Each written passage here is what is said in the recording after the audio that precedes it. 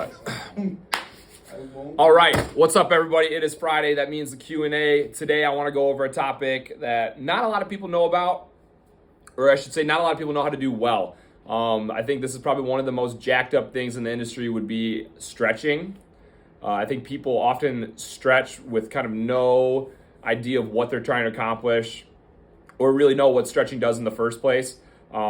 So what I want to kind of do is to kind of dispel some myths with stretching, kind of my 2 cents on it, and how it really doesn't address any issues and kind of acts more as like a Band-Aid to kind of cover up and mask what's really going on. So to kick this off, the first thing I want to touch on, so if we think about stretching, right, a lot of times you'll hear, and this is very popular if you're in pain, is, hey, if it's tight, we're going to stretch it, we're going to mobilize it, we're going to do whatever we got to do to kind of get you moving and not feeling so tight.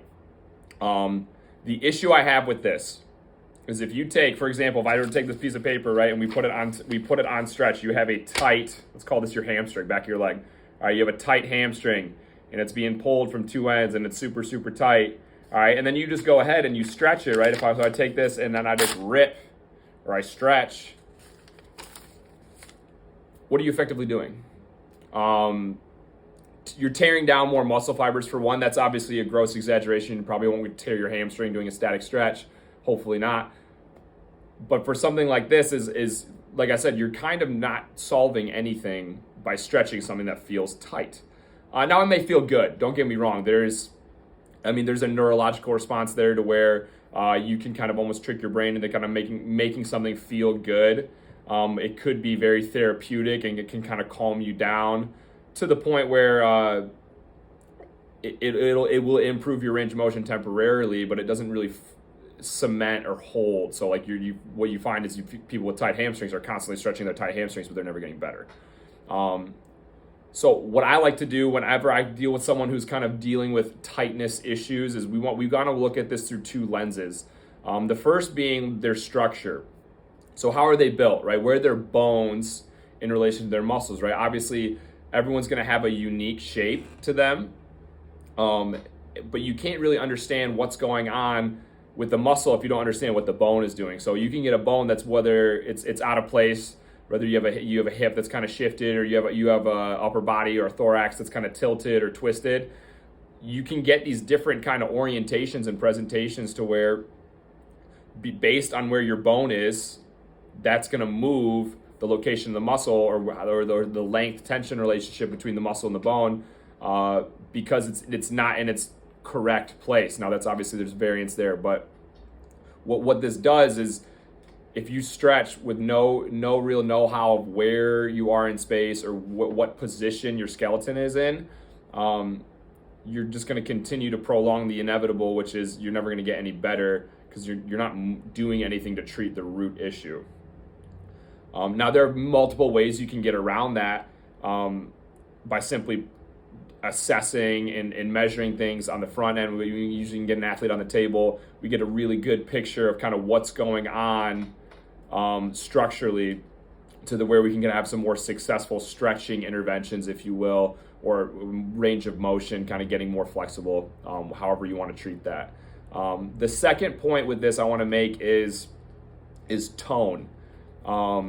Tone is basically, in a really rough summary, how tight you are just in resting posture, right? So you'll get people who sit at their desk all day who complain they're always got neck tightness. They always have kind of upper back tightness from being rounded over, hunched over. I'm doing it right now. But that's kind of like an adaptation, right? That's a learned posture from sitting in a constant position for hours and hours and hours. What this does is tone, so basically muscle tension, right? You press on something that's really tight, it won't seem to relax. That is instigated by the brain.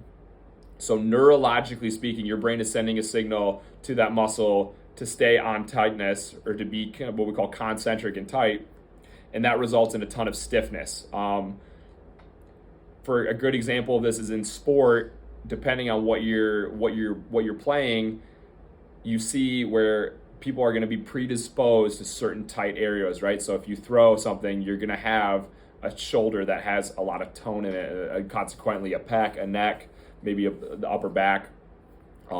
because your body always thinks that you need to throw something as fast as you possibly can for 70 to 100 throws. And so when you get in a situation like this where you see people who hold a lot of tone, this is related to the stress you place on your body.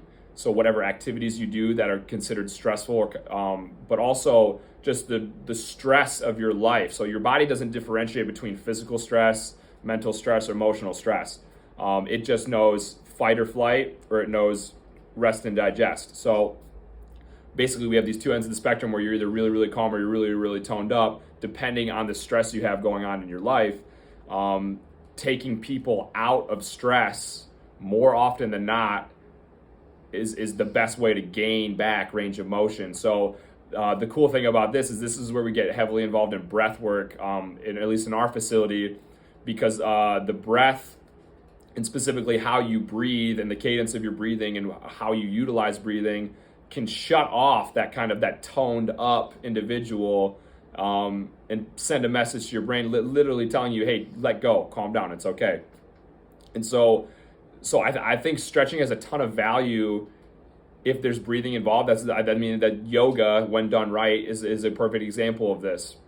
They do a great job of incorporating breath work into certain positions.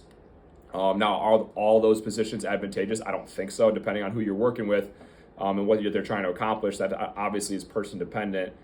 But I love how people can kind of incorporate certain postures and positions and then utilize breathing to kind of take advantage of the fact that we want to shut certain muscles off, or calm them down rather, to take advantage of some new range of motion, get rid of some tightness, get rid of some pain, all pretty rapidly. The brain responds very quickly to stuff like this, and when you can teach people how to do this well, it often goes a lot farther than having someone do two sets of 30-second stretches for every tight muscle they have in their body.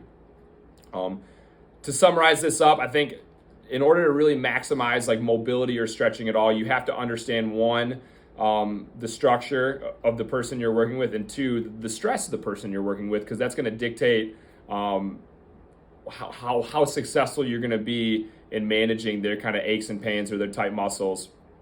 I really hope this was helpful. If you guys have any follow-up questions, please go ahead, give us a comment, shoot us a message. We'd be happy to help in any way we can. Have a great weekend.